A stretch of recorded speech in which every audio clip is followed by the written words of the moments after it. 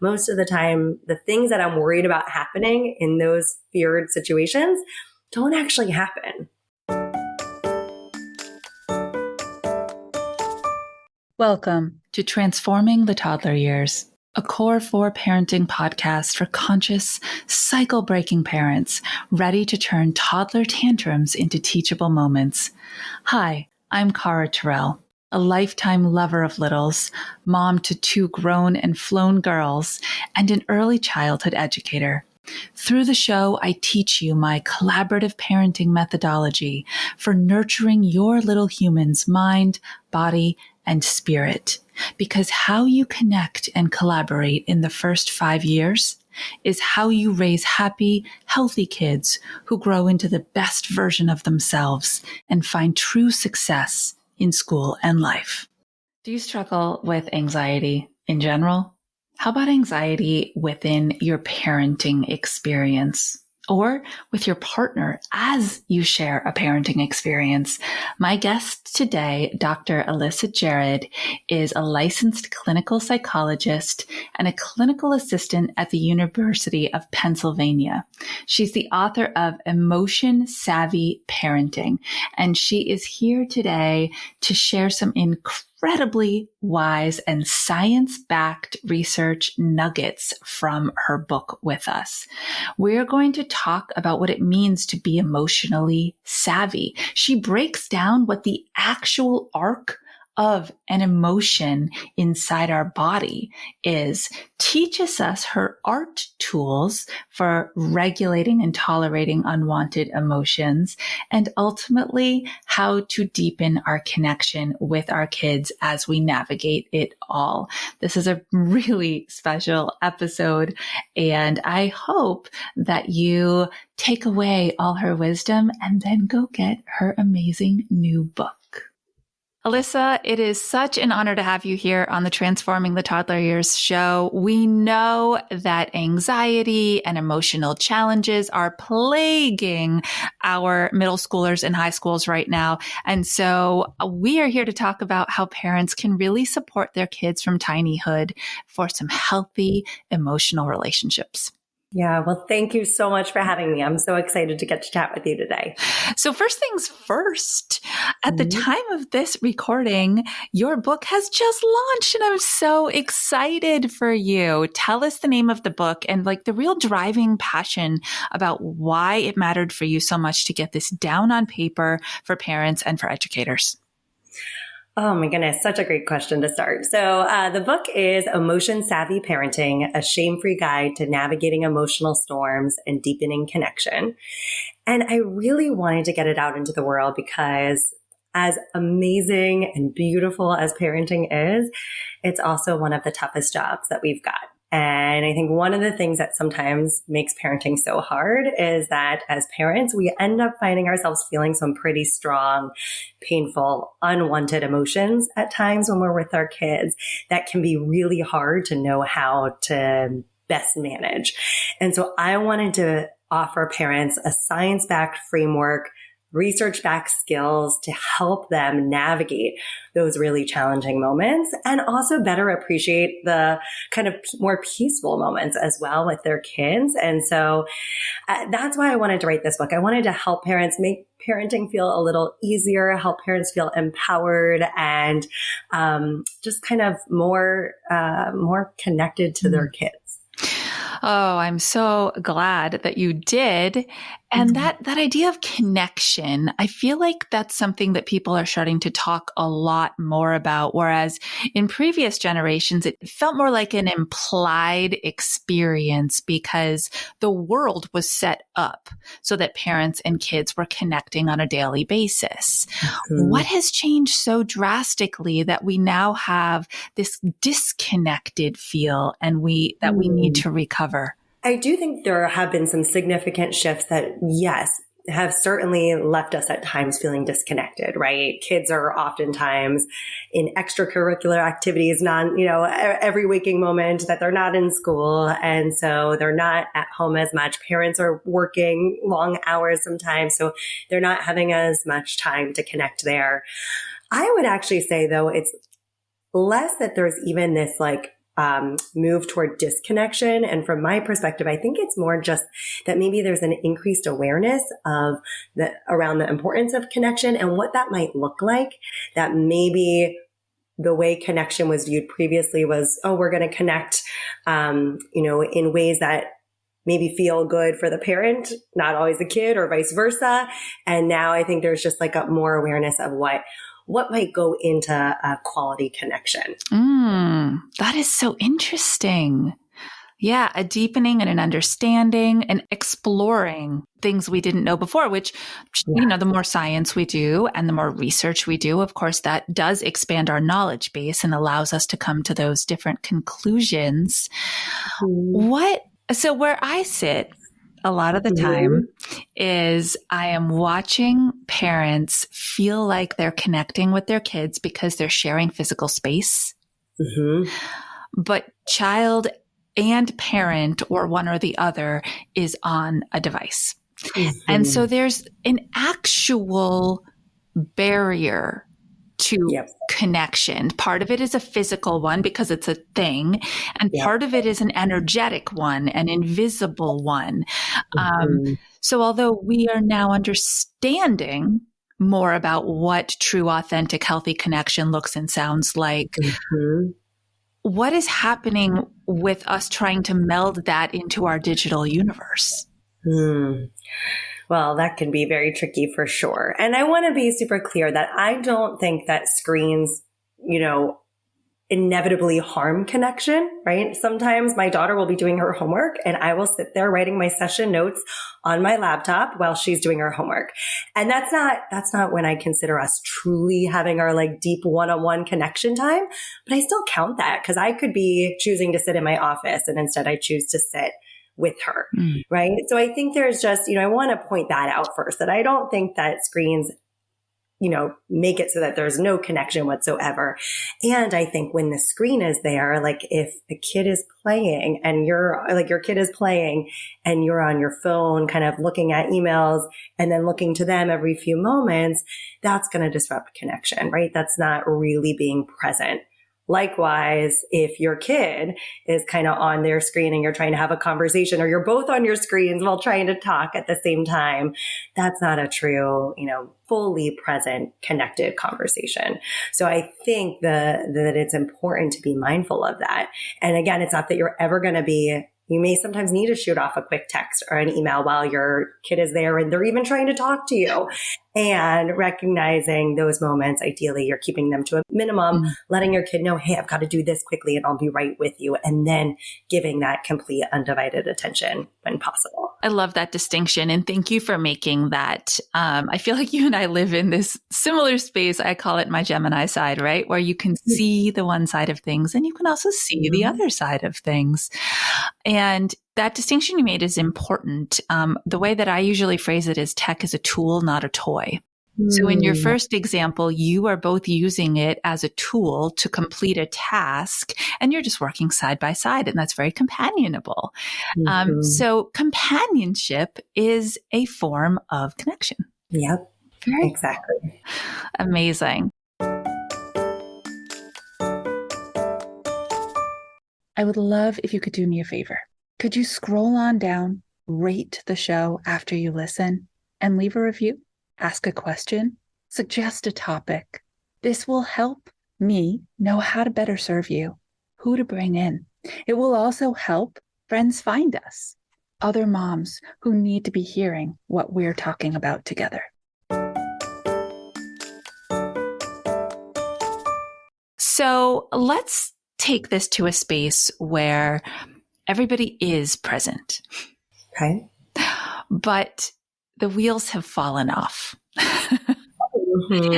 And I'm sure, as a doctor, I'm sure what you deal with on a regular basis is parents saying to you, I'm struggling to fight my internal reactions and hijack that conditioning, even though I want to. Yes. What have you learned, whether it's through your research or your practical knowledge and interactions with parents, about how deep this goes and how much work it is to rewire that? Yeah. So I think what I will say first is that it is really common for, parents to want to, like you said, fight those kind of the internal dialogue that's going on, the emotions. And unfortunately, we have a lot of data, a lot of research to suggest that trying to like fight, or what sometimes I call suppress, like almost kind of like, shove down a painful, unwanted emotion or thought, tends to not work out so well for us. It actually tends to backfire, sometimes makes those painful thoughts and feelings come up even more frequently and more intensely. Yeah. And so I think a big task for parents is recognizing that, and also recognizing that we are kind of wired to want to avoid pain, whether that's physical pain or emotional pain. And so that pull to try to avoid, to shut down emotions is so strong in us. And unfortunately, again, tends not to serve us all that well, especially in the long run.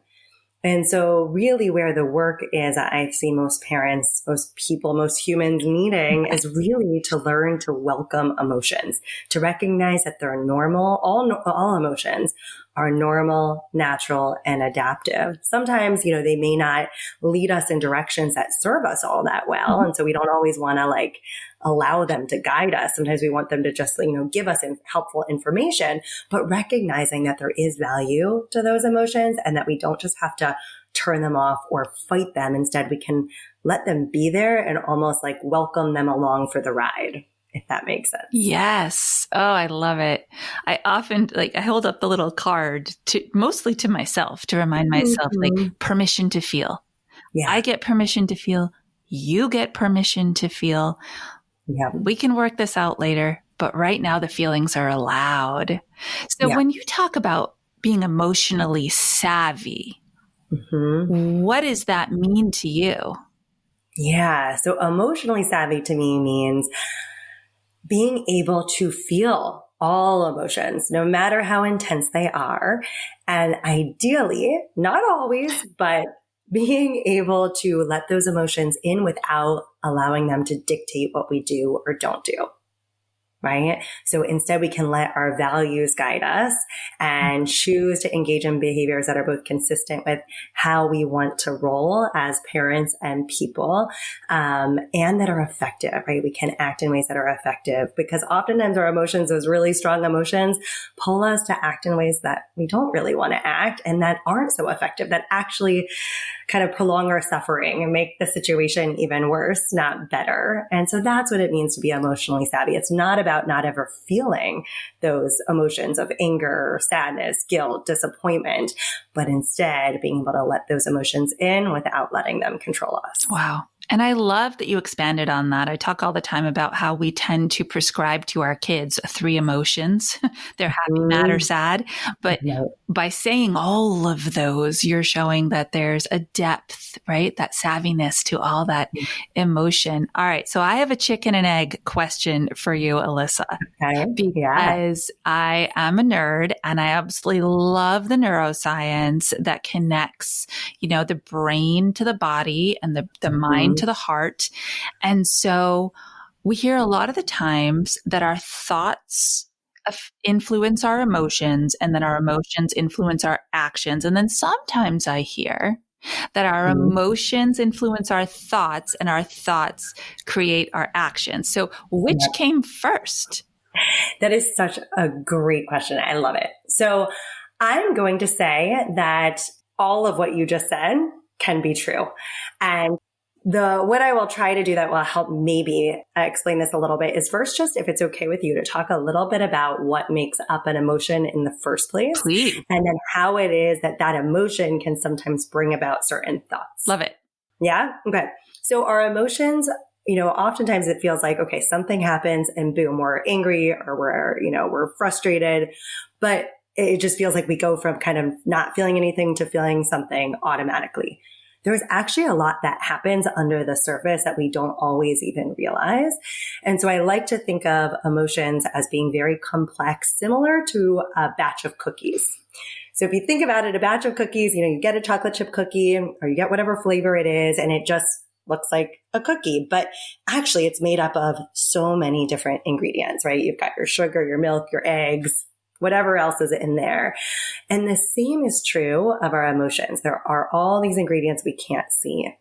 So I like to think of the ingredients that make up an emotion as being kind of similar to the wet and dry ingredients that you have when baking cookies, right? So we've got what I call the primary ingredients and then the secondary ingredients. And the primary ingredients are the things that are needed in order to set an emotion off in the first place. So in order to experience an emotion, something has to occur in the environment or even within you to prompt that emotion. So we need some kind of a prompting an event, right? So that could be, again, like your kid does something that's annoying you, or you get into an argument with somebody, you're running late for work again, you spill coffee on your blouse, something happens, there's some event. And then we've got to make an interpretation of that event in some way, right? So we've got to notice that it's happening and come up with have some thought or interpretation about that event. Sometimes that happens outside of our awareness, but there's a thought that takes place or that occurs in our minds, right? So it might be like, oh my goodness, I can't believe they're doing this again, right? In the case of your kids, or, this is terrible. I'm going to be late. My boss is going to be so mad at me, but there's some thought that's there. And the third primary ingredient is some sort of vulnerability factors that make us more likely to have certain interpretations than others. And these can both be distant vulnerability factors, something that happened in the distant past. So maybe when you were a kid, it wasn't okay for you to do something that your kid is doing now. Or it could be something more recent, right? That again, you didn't get a good night of sleep last night, or that you have a big deadline coming up at work, but there's some vulnerability factor that leaves you more likely to kind of see things in a certain way. Wow. Yeah. So I love your word, something that prompted, as opposed to the word we run around saying all the time that we were triggered. Yeah. And I will say, I'll use the word sometimes triggered. And yes, I think it's a useful distinction to note that it was prompted and that it doesn't necessarily, just because that thing happened doesn't necessarily mean that an emotion is going to fire. We need those other two ingredients, which is why your question, the thoughts really do need to be there in order for that emotion to fire in the first place, even if they occur outside of our awareness. But then once an emotion has fired, there are a number of other secondary ingredients that kind of are present. So there are chemical changes that occur in our body. Oftentimes there are action urges that we have. So maybe we have an urge to yell, to punish, to leave the room, to cry, right? We have those urges. There are changes in our facial expressions and our tone that, we communicate. And then there's an emotional awareness. We recognize, oh yeah, I'm experiencing something. Maybe I can't put my finger on what that is, but something's going on within me. And then even after that emotion has started to subside a little bit, there are what I call after effects of that emotion. So our emotions love themselves and are often going to kind of self-perpetuate. And so if you're feeling angry, that's where our emotions can really kind of color our thoughts that we end up having later. So maybe I was angry at something my kid did, or even something somebody else did. And now when my kid does something that I don't, doesn't usually all that bother me all that much, but maybe now I'm more likely to get angry because I'm already kind of emotionally vulnerable. So that's a vulnerability factor. And that lingering anger leads me to have more angry thoughts about what my kid is doing. Wow. Well, you just fed my inner nerd very well. Thank you very much. Good to hear. I love that continuum. And there's such a freedom in knowing that all these things are happening that we may not even realize or be in control of, little permission there. So it makes me wonder about this idea of, we talk about conscious parenting a lot, that consciousness is an act that happens within us and it's an intentionality space. And so this positive talk, this positive self-talk is how we rewire those thoughts. For me, when I'm in a hard moment, I will actually say the words out loud because I need to, but in my head as well, I am someone who chooses not to, and then I'll fill in the blank with the action I don't want to take. Yeah. And it's working. Yep. Yeah, it's like reminding yourself of that intention. That's who you want to be. I sometimes think of it as almost like carrying those values, those ways of being that you ideally want to aim for in your back pocket, right? You're bringing them along with you, but I love it. Saying it out loud too. Yes. If that's helpful. Well, and I also feel like that's a model for whoever I'm about to say the thing to I don't want to say. Yep, right? Sure. So amazing stuff. So, okay, you've given us this continuum. Now we're super heavy in the emotion and not able to manage it in the moment, right? Yes. Our child is having a major emotion. We're having a big feeling. Everyone's feeling things. You have what you call the art tools. Tell us what this means and that shift in thinking that allows us to show up differently. Yeah. So the art tools are science-backed strategies for regulating our emotions, for helping us to better manage our emotions.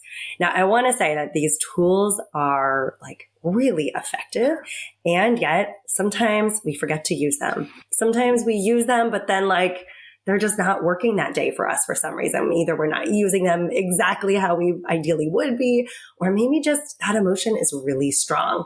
And so I want to be clear. I'm not saying that these tools are a cure-all, that you're never going to lose your cool again if you use these tools, and they can really be helpful and transformative. So the ART tools, it's an acronym for accept, regulate, and tolerate. And there are within each letter, right? So the accept, regulate, and tolerate, there are a number of mini skills that we can bring in to help us accept, regulate, and tolerate. So when I talk about accepting, it's really about accepting our thoughts, feelings, physical sensations, environment, as well as our kids' thoughts, feelings, and physical sensations, and even their behaviors. And we can talk more about that because I'm not saying we should, allow unsafe or destructive behaviors. And most other behaviors we can work toward accepting. And then the skills for regulating are all about how can we make it less likely that we're going to feel really strong, painful emotions in the first place. And when they do inevitably arise, because they're going to, might we be able to change them in some way so that it's particularly when they're not serving us well, right? Sometimes our emotions are really intense and they're actually helpful for us, but sometimes they're not. Maybe they're getting in our way of connecting with our kids or are actually, leading to more of the behavior we don't want to see. And then the final set of skills are to tolerate, right? Which is about how do we, when we can't change an emotion at all, you're going to be angry no matter what. There's really nothing you can do to bring that anger down or to change that anger. How can you tolerate that anger without making the situation worse? Right? Without doing something that you're later going to regret or that's going to, kind of put a wedge between you and your kid. Wow. That tolerating. That's a really good one. Yeah. Yes. Wow. So I think I've read a lot about you, and you have done a lot of work with kids, parents who have anxiety in different levels, right? Whether it's a generalized anxiety disorder, which my child was diagnosed with at the very tender age of 5. Looking back, I'm thinking, wow, I don't know if we needed a diagnosis as much as we just needed some tools. But, and then those more intense, the permeating anxieties, the PTSD and the trauma-based inductions. So if you're talking to parents who have kids and everybody is just steeped in anxiety all the time, what is the number one strategy you give them to try to just move through the moment? So what I will say is if the family is experiencing anxiety all the time, everyone in the family is, they may need some extra help, right? It may not just be something that they can do on their own. And in general, whether someone's in therapy or not, the number one thing that I tell people who are struggling with anxiety is ideally to start working on breaking the habit of reducing anxiety through avoidance. Because the number one thing that anxiety pulls for us to do is to avoid. Right? We think about, we feel anxious, thinking about going to a birthday party, or our kid feels anxious thinking about going in for a test or going to a sleepover. And we decide, you know what, let's just not do it because that's going to feel better for everyone. And in the moment that avoidance works wonders, right? When you decide to not do the thing that makes you anxious, well, oh my goodness, anxiety, you don't have to feel anxious anymore. But the problem is the next time you're in a similar situation, right? Maybe now it's not just a sleepover, but it's like something entirely new, but that also makes you feel anxious. Well, that you've kind of strengthened that habit previously of reducing anxiety through avoidance. And so you're likely going to need to turn to it again. And so the sooner we can get in there and break that habit and instead start approaching as opposed to avoiding anxiety-provoking situations, the more likely it is that you're going to learn, oh, hey, you know what? I can tolerate anxiety. I don't have to avoid or let my anxiety boss me around. And what do you know?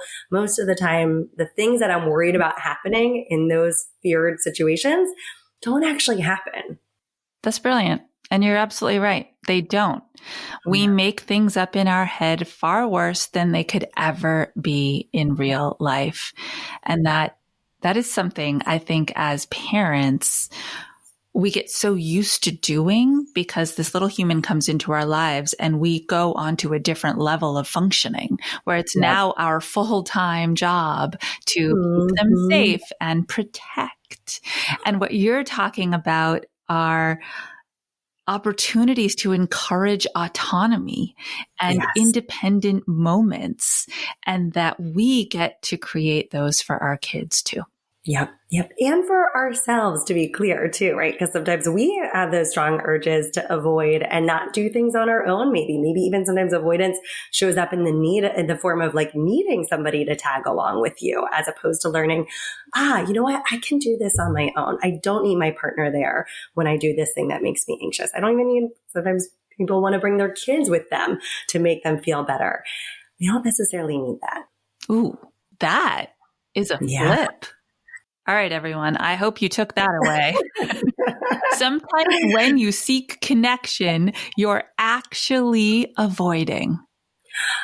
Well, I would say if you're doing it for the purpose of seeking connection, I don't know that I'd think of that as avoidance so much. But if it's, the thought of driving, I'm really anxious that if I drive, I might hit somebody with my car, right? And it feels really anxiety provoking to get behind the wheel without somebody there who can like make sure that I'm doing okay, who can tell me afterward if everything went okay, make sure that I, reassure me that I didn't hit anybody while I was driving.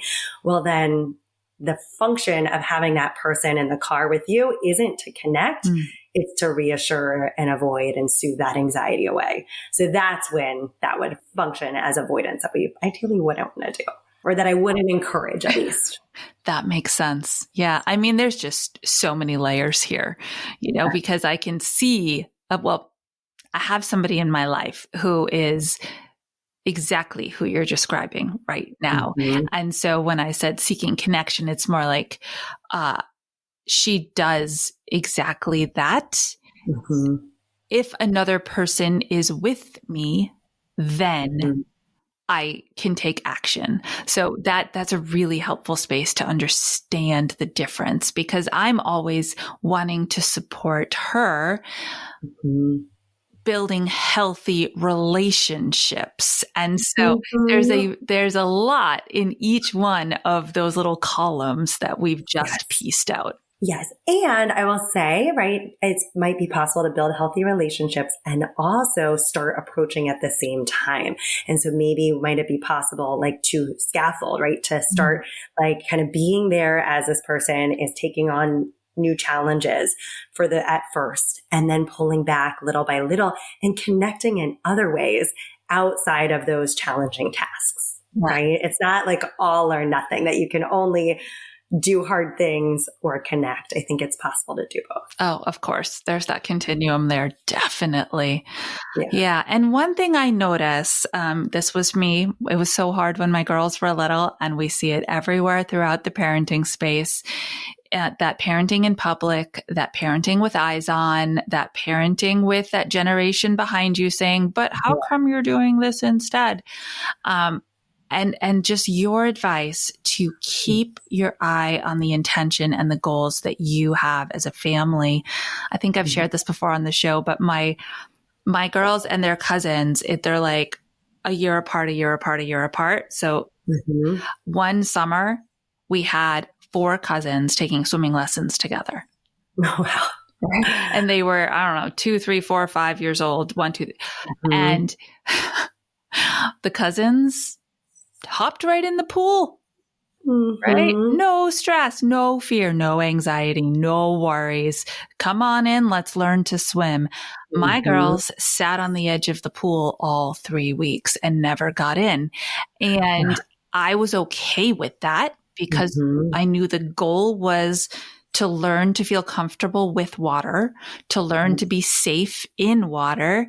And if those people felt uncomfortable to them because they're perfect strangers inviting them into something they already feel anxious about, I was okay with that. But let me tell you what, the other moms sitting on the bench with me were not. Wow. It was hard.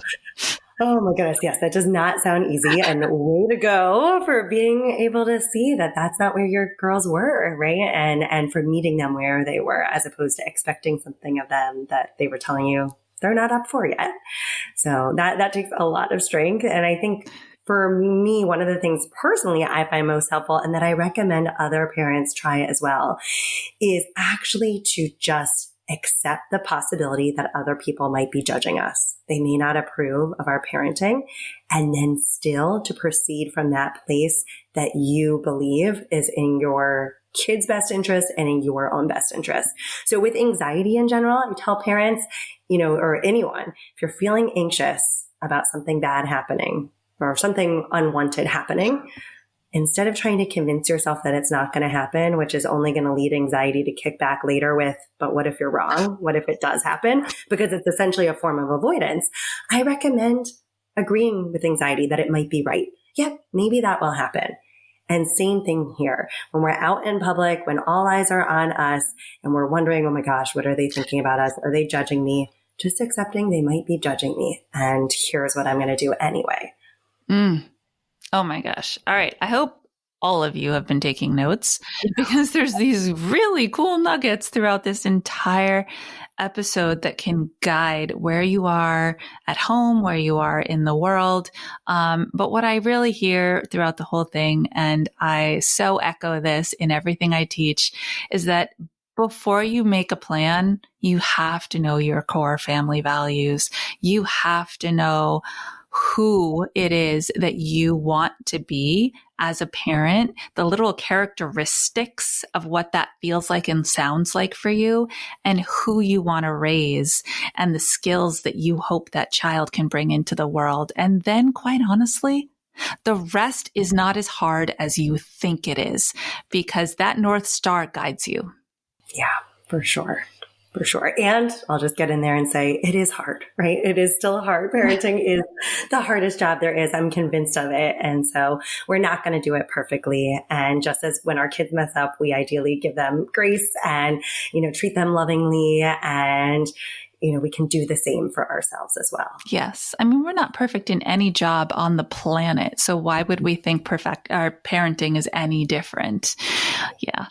Alissa, I am so excited for your book to drop. I am so excited to get my copy. And please tell everybody how they can go get theirs and change the way they think about being emotionally savvy as parents.